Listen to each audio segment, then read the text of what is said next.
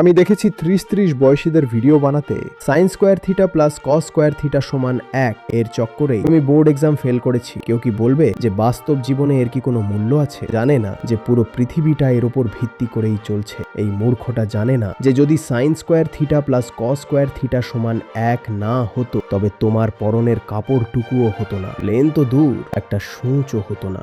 কথাটি তো ছোটবেলাতেই বলে দেওয়া উচিত ছিল।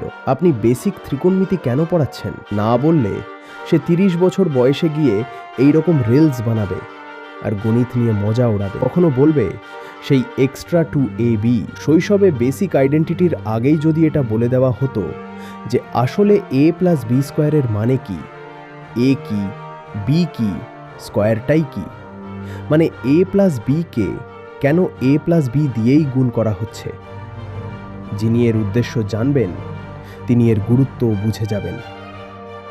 তারপর তিনি নিজেই এগিয়ে এসে ডুবে কাজ করবেন, নতুন উপায় করবেন, হতে পারে নতুন কিছু আবিষ্কারও করে ফেলবেন।